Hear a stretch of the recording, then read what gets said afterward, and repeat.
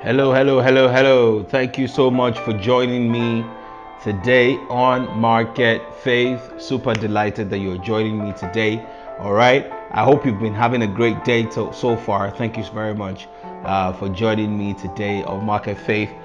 Super excited. Woo! Super excited. Super excited. Today I'm talking about what no one tells you about starting a service business. Wow, wow, wow, wow. One of the most started, forgive me if that's not good English, but one of the most frequently started business in the world are service businesses. So easy to start and so easy to fail. So easy to start and so easy to fail. So if you run a service-based business, you really want to stick around, right? And even if you run a product-based business, right? Because I've split this into two. So it's going to be really, really helpful for you today. It's going to be really good. It's going to be so good. It's going to be so good. It's going to be so good. All right. So as always, we just wait for a couple of minutes for people to join us. All right. And then we will start. We will start.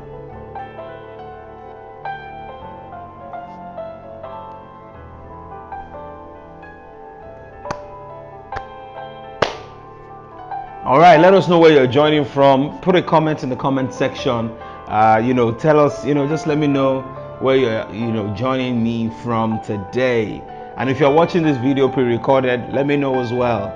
Let me know as well. Always, always a joy and super exciting, to have you join us every single time. And listen, I don't take for granted this privilege to bring you some of these teachings and share these things with you. It's a joy for me. And a privilege as well. So hey, thank you very much for always sticking around and for always being there. Listen, if you're watching this on YouTube, don't forget to subscribe to the channel, hit the like button, all right, because it also helps other entrepreneurs like yourself find this content. And if it's added value to you, please put a comment in the comment section. We try to reply to all the comments that we get. All right, so thank you so much for doing that. Woo! Are you ready? Because I am. I'm ready. Good to go. Good to go. Good to go. Good to go. What no one tells you about running a service-based business. Woo! All right, all right, all right, all right, all right. So what no one tells you about running a service-based business, right? So I'm going to dive right into this, right? Because there might be just quite a bit for us to cover.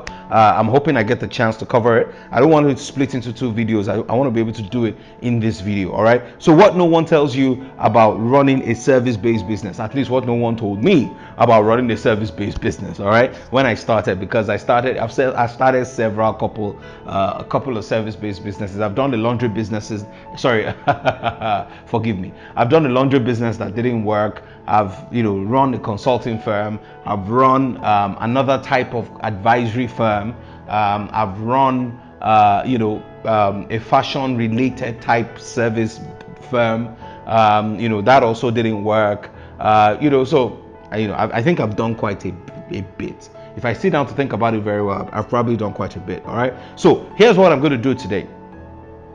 I'm going to split this into two categories, all right? So there are service businesses that I call B2B service businesses, business to business service businesses, meaning that your clients are largely corporate organizations, corporate bodies, institutions, and things like that. And then there are B2C service businesses, meaning that your clients are essentially individuals, but you provide services to them, all right? So in B2B service businesses, you have things like agency businesses, consulting firms, training firms, all those types of things, right?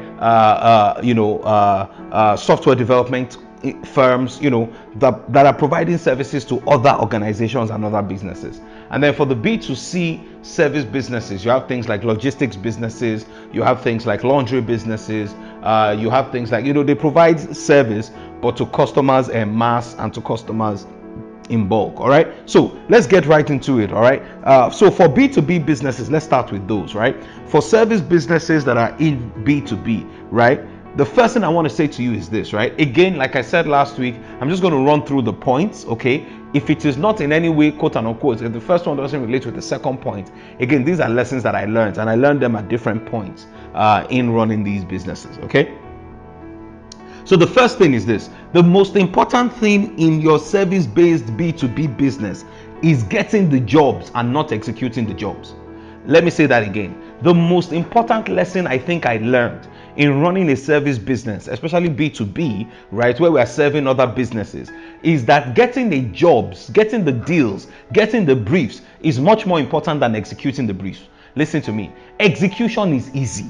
Getting the brief is the hardest thing in the world. Is the hardest thing in the world, especially if they are core relationship based things that without certain relationships you cannot get it. All right, so getting jobs will most likely be the hardest thing you will do. It is important to understand that. Why? Because when you want to start that graphic design business where you are doing graphics for corporate organizations, you must have a strategy for how you will get briefs from all those guys. Listen, it is critical. Listen to me. If you don't have a way to do the job and you have a way to get the job, listen, I will find you people that will do it for you. I'm telling you the truth.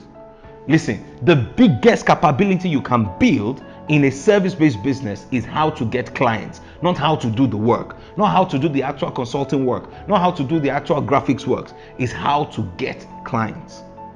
So that's the first and probably the biggest thing I think I learned, right, in consulting and in service-based businesses. Because if you don't have a strategic way and a strategic approach to getting clients, then you are going to be in trouble very soon. Your people are going to sit on the bench for a long time, for a very long time. All right. The second thing I learned is this: partners are better than sole businesses. Partners are better than sole businesses. What that means is this, right? If you're running a service-based business, I will encourage you as much as possible to find a partner. Try not to do it by yourself alone. Try to find a partner, right? And the reason is very simple, okay? One person can focus on sales and getting in business. The second person can focus on sales and doing operations. And the reason, and I said that deliberately, because sales is so important, you need at least 1.5 persons doing it. Forgive my English, right? Listen. Doing the work, some of the firms that I've seen that have really done well and that have survived, you have one person who is focused on business development, who is more of an extrovert. The person is attending client meetings, the person is attending events, they are talking to people, they are getting contacts and all those types of things. While you have a second partner who is more of an introvert, or but the person can be part of a board of a particular organization. The person can sit as part of a committee within a particular institution. So for example, let's assume that you run an advertising agency, right? One of your partners is a marketer. He is always out there talking to clients, building relationships. But another partner is not necessarily out there, but the person can volunteer to serve, right, in the agency union within your group, because it gives him a level of exposure that also can bring business for your organization. I don't know if you understand what I'm saying. So the point I'm trying to make to you is this, right? If you can find a partner, please, as much as possible, don't do a service B2B business alone, right? Even from a B2B standpoint, right? Businesses want to know that as I'm giving you this brief, you are not a one-man show. You are not a one-man shop. You have a partner in the real sense of the word. What that means is that the quality that you will produce is most likely going to be higher than anybody else. There is a reason why accounting firms have partners. There is a reason why audit firms, accounting firms, consulting firms have partners, right? Because two heads are always better than one. That's the reality. So if you're going to do a service-based business, my encouragement to you, my big encouragement to you, in addition to understanding that selling is important, is to find at least one partner. If you can do it, make it two. And two of you should be focused on doing business, while one person is focused on operations and getting the guys in the office to deliver the work. But getting the work will most likely be the most difficult thing that you will do. Number three thing I learned in running a service-based business is always start with the clients that you know. Always start with the clients that you know, right? Let me tell you the truth, right? And as much as it pains me to say this, most marketing efforts in B2B businesses, in B2B service businesses, will not yield the kind of result that you want. I will not lie to you. I spoke to a very top person, right, in one of the foremost advisory firms in Nigeria. I sat with him and I was asking him about marketing and all of that in their consulting firm. And he said to me, he said, listen, we did a lot of newspaper articles, we did a lot of things, we did thought leadership, we wrote down things, we did events, we did seminars. He said, listen, I cannot tell you that this is the number of businesses we got from those things.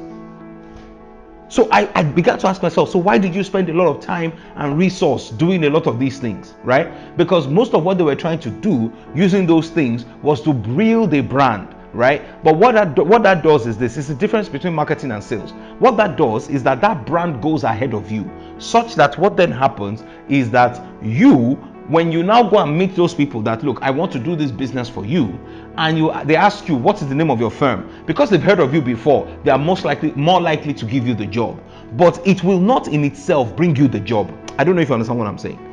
The marketing that you have done will not in itself bring you the job.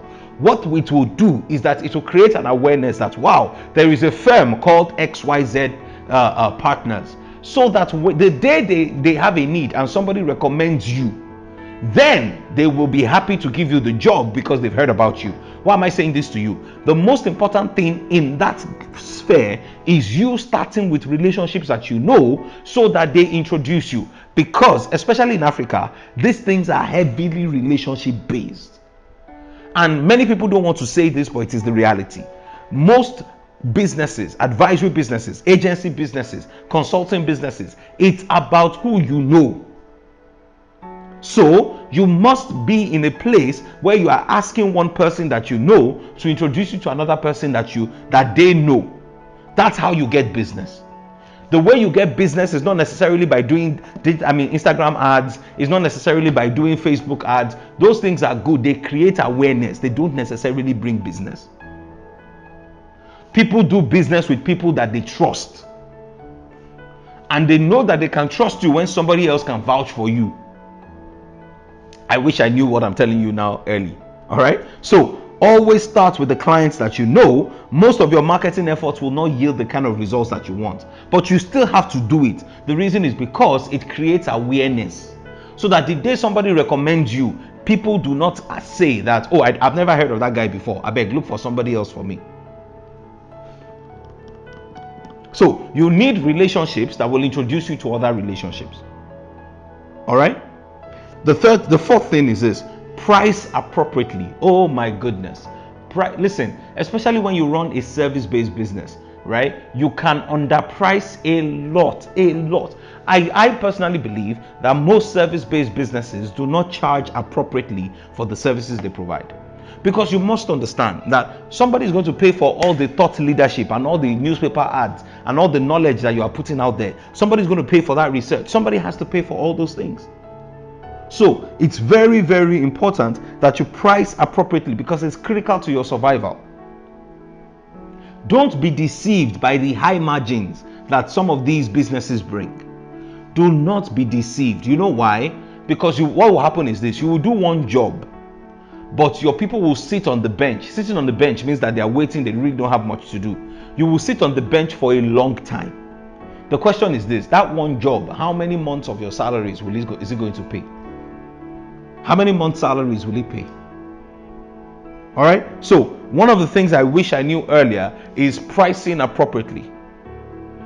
Some jobs are not even worth doing. That's the truth. Because in doing those jobs, you are busy with something that you should not be busy with. You are busy with a lesser job, and you don't have the opportunity to chase the bigger jobs. One of the things one of my friends told me one time, he said, listen, Deji, you must, if you're going to move. I remember when I first started consulting, right? I used to charge 50,000 naira. Will you believe that? I would do a whole corporate organization design for 50,000 naira. Would you believe that, right? Yes, it's about 12, 13 years ago now, but even then it was extremely small, and the clients will stress the living daylight out of me. And most of my clients were paying 50,000, 100,000, 50,000, 100,000, 50,000, 100,000. One day, one of my friends said to me, he said, Deji, stop collecting those jobs, Because I said to myself that, listen, if I don't collect the jobs, what are my people going to do? What's going to happen? What's going to happen to me? Listen, he said to me, listen, if you don't stop collecting these jobs, the bigger ones will not come. Listen, that was my experience. When I started saying no and I started charging people for what I believed the service was worth, I started getting paid that amount.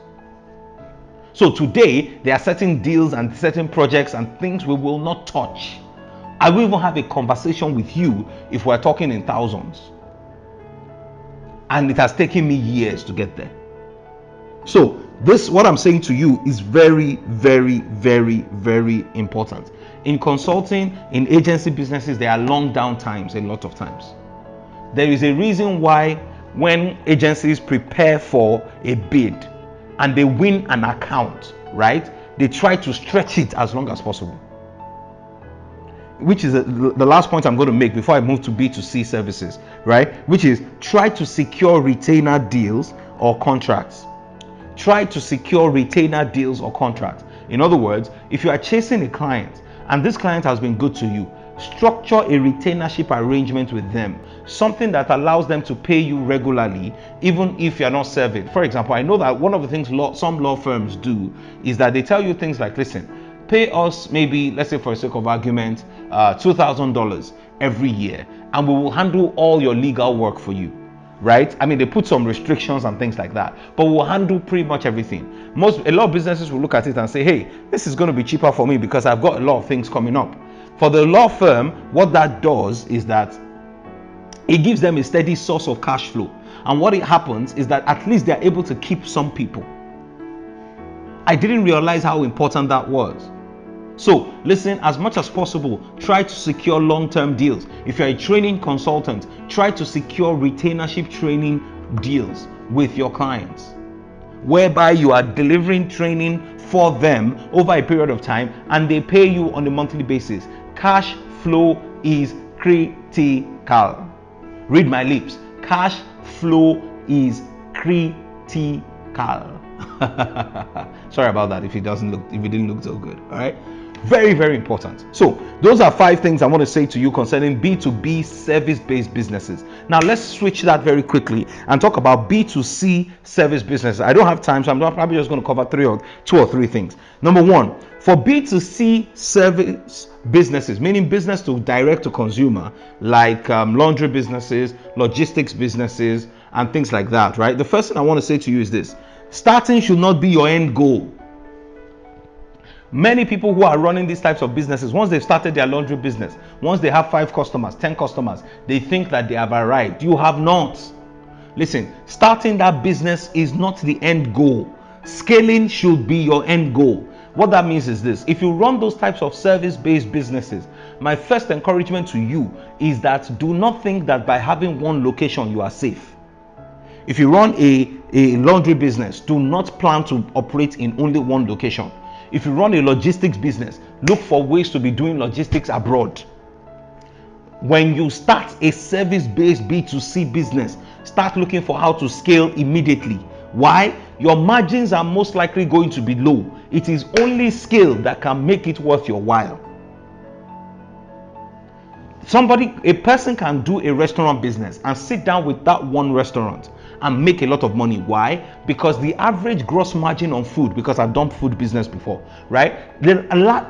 Gross margin on food can be as high as 70%. I'm telling you. So they can sit down with that food business. Once they have the good location and they have good people, they can sit down with it. But listen, if you are running a business, maybe a delivery business, you are running a laundry business, you are running what other B2C and mass type of business, whatever it is that you are doing, and for a large group of people, my brother, my sister, you need to think of scale. You need to think of expansion. You need to think of growth massively, because that's where your deliverance is. Forgive me for that word. All right, that's where you will grow. That's where you will develop. All right. So scaling is almost more important than starting, in my view, right? Your margins are not so great, so you need to make it scale to make it worth your while. The second thing is this: find corporate clients or groups of people that you can serve in bulk.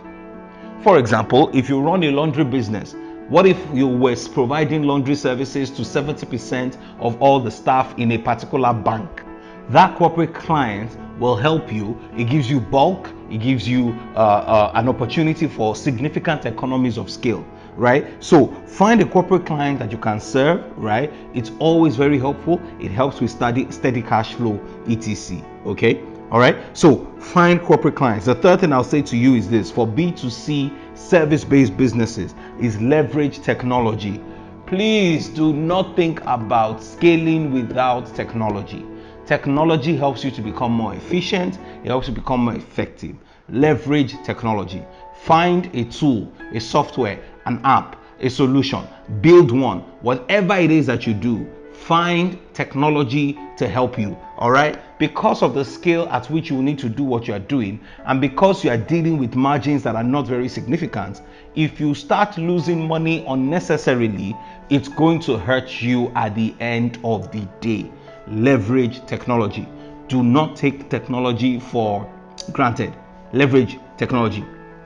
Use technology. Scaling is hard in an environment that is not using technology. Technology is an investment, it's not an expense. Use technology, right? The last thing I'll say to you is this: invest in marketing and advertising, as well as brand building. Invest in marketing, advertising, and brand building, right? The reason why is this: at the end of the day, you may need to distinguish yourself, right? You want to ensure that you move away from being a commodity, so to speak, in your space, in your industry, in your business, right? So to do that, you need to invest in marketing and building up yourself and building up the brand of your business. By the time you are scaling to a new location, let me tell you what branding does for you, right? By the time you are scaling to a new location, right, one of the things that happens is that people have already heard of you, so that the day you open shop and you say we are now in this particular location, you are going to get a lot of people most likely to patronize you, right? I'll use an example, and this is an example in a church setup, right? KICC, I mean, it's a very popular, it's a very popular known story, all right? So KICC is a church in London, right? In the UK.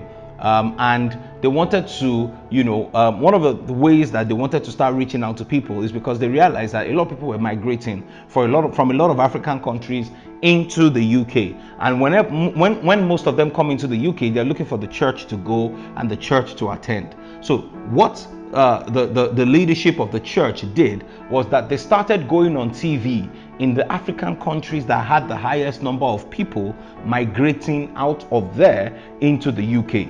And in the process of doing that, by the time those people got into the UK, guess which church they were willing to attend? The same KICC that has been teaching them right from their respective countries before they got there. What am I saying to you?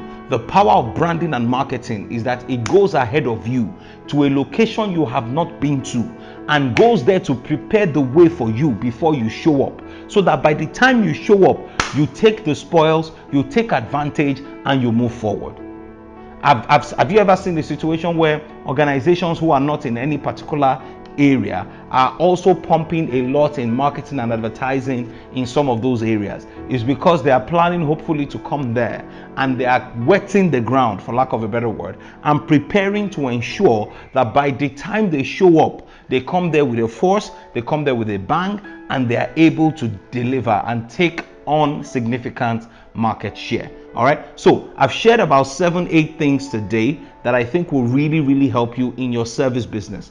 If you run a B2B service-based business, and if you run a B2C service-based business, a B2B service-based business is a business-to-business business where you are serving largely corporate clients, and in B2C you are serving largely individuals. Okay, what are some of the things I wish I knew before starting my own consulting firm as well? Those are some of the things I've shared with you today. I hope it's been helpful for you. Please remember to subscribe on YouTube if you haven't subscribed already. Hit the like button, hit the notification bell, so that you can get notified of new videos that we put out every single week. All right, once again, thank you so much for joining me today on Market Faith.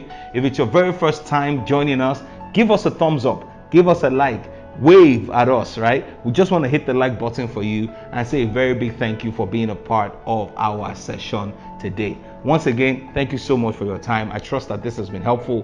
Please leave me comments and feedback. I really look forward to reading from you. Thank you so much. God bless you. I'll see you next time.